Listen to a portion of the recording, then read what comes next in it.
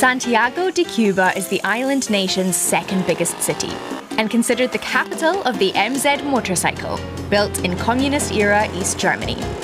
The city is home to 500,000 people and over 10,000 MZs, over half of Santiago's motorbike population. The unique connection to the MZ goes back to the 1980s, when several thousand of the bikes were brought back to the Caribbean by Cubans living in East Germany.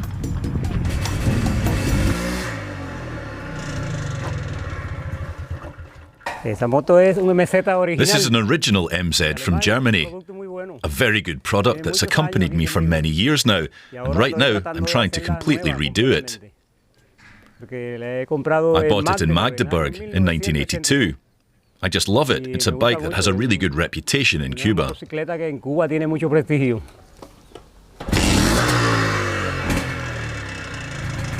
Back then it cost him 4,150 East German marks. Today it's valued at up to 10,000 US dollars.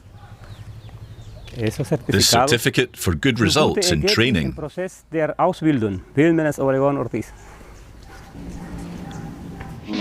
the 70s and 80s, the MZ was one of East Germany's top export products in over 100 countries. Die 250 Kubikzentimeter MZ Trophy Sport aus Zschopau. Für Männer, die fahren können. We soon became motorbike fans. We were earning decent money. And when we realised we had the chance to buy one, we talked to embassy staff and our superiors all the way up to the government. And for a while, they allowed us to import the bikes. Around 30,000 Cubans were sent to fellow communist country East Germany. A large number took the opportunity to buy and bring back home an MZ. And the vast majority of the bikes are still on the road today, which explains their abundance here. And there are plenty of repair shops here, often in residential buildings. Many specialise in particular parts, like shock absorbers, carburetors and batteries. Amelio's niche is engines for the MZ ETZ 250.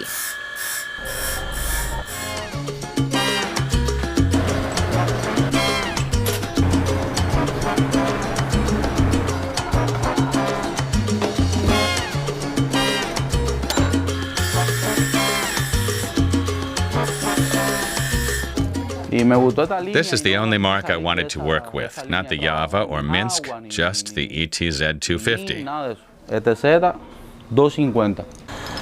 The MZ proved to be more robust than other brands from Eastern Europe. This model knows no limit. As long as you treat it well, you'll find a solution to any problem. Today I want to get this bike finished. It might take me until the afternoon, but that's the plan. I need the parts to fit and the juice to stay on, and everything to work. This bike was built in 1979, and I've had it since I bought it in 1985. It's been 15 years since it last needed repairing, and now I'm back here again.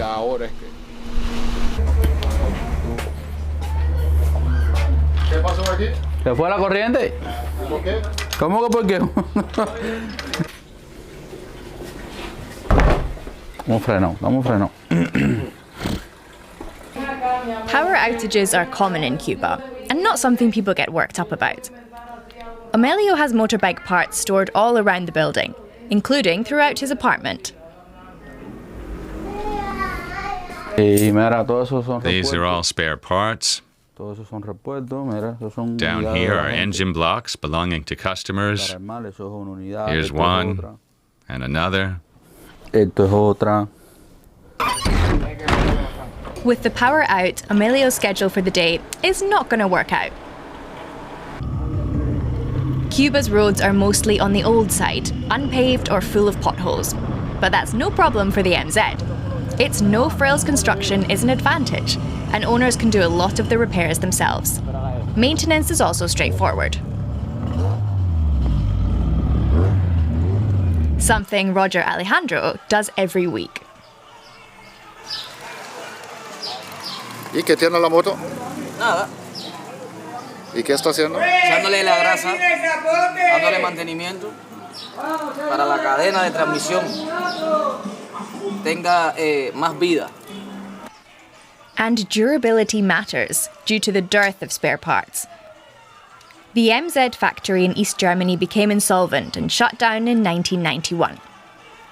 Since then, Cubans have had to get by with replica parts.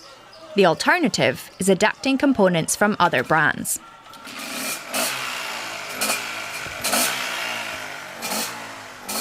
As a result, Cubans have become world-beating amateur bike mechanics. And that's why Roger, too, has never had any problems with his machine. Cuba has relatively few cars and frequent gasoline shortages, while local transport is often of the two-wheeled variety. We make a trek out of Santiago to this tropical garden to see Armando David Perez Fernandez, or Mandy. He specialises in exhaust pipes and mufflers. The US embargo forced people to get creative. And in his case, to recycle. We do everything new, bending, welding, bending back, and then installing. Like here.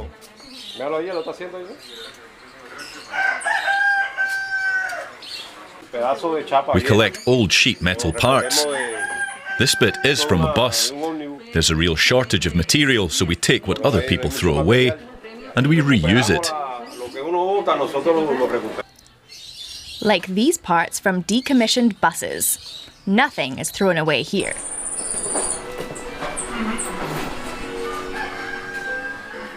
I'm here because my bike's exhaust has been clogged up for a while. It's not running well and needs cleaning. I was happy with the service here a few years ago. Quality work, quality materials, and good customer care.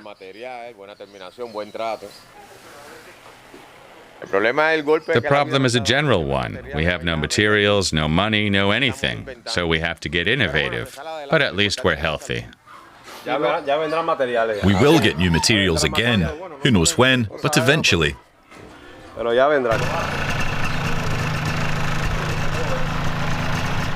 As elsewhere, in Cuba they say hope springs eternal.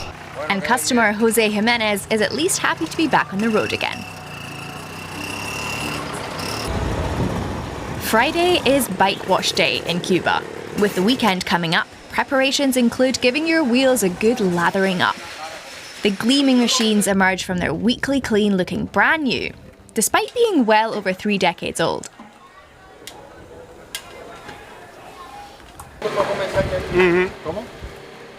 It's the hottest bike in Cuba and the most valuable. They're the most durable and they run forever. And the ladies love them. Over 2.5 million MZs were built until the demise of East Germany in 1990.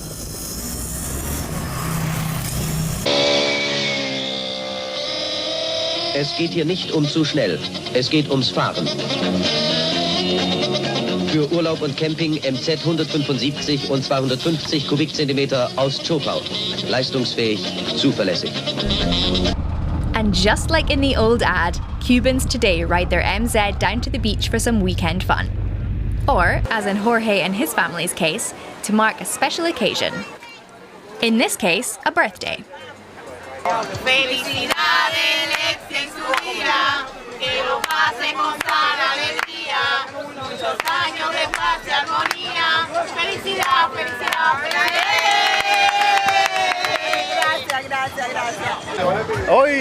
We're celebrating my wife's birthday.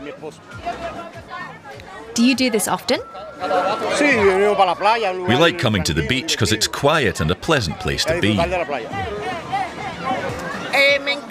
I love MZs because they're fast, don't need much gas, they're small and good for getting around.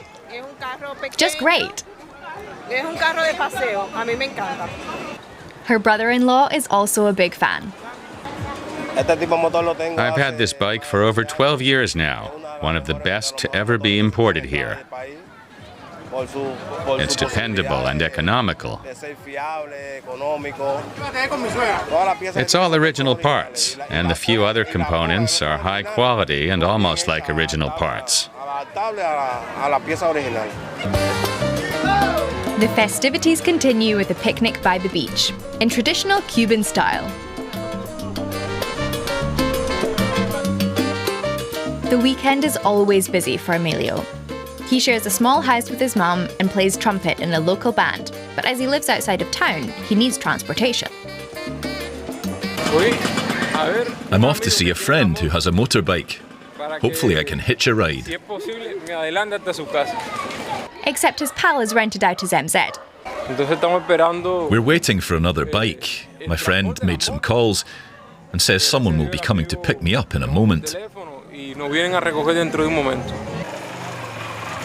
Emilio has to be patient. The first motorbike taxi is already occupied, and the second one doesn't stop. But eventually, the rider who was ordered arrives. So finally, Emilio can head off to downtown Santiago, and a concert that evening. Outdoors and free of charge.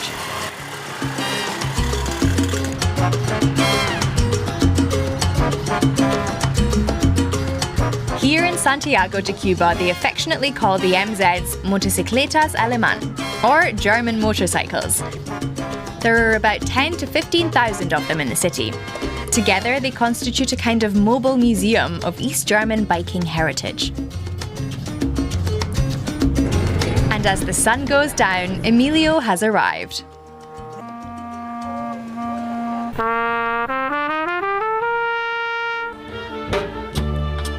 The concert begins at 7 p.m. on the dot here outside the cathedral, a traditional venue for live music.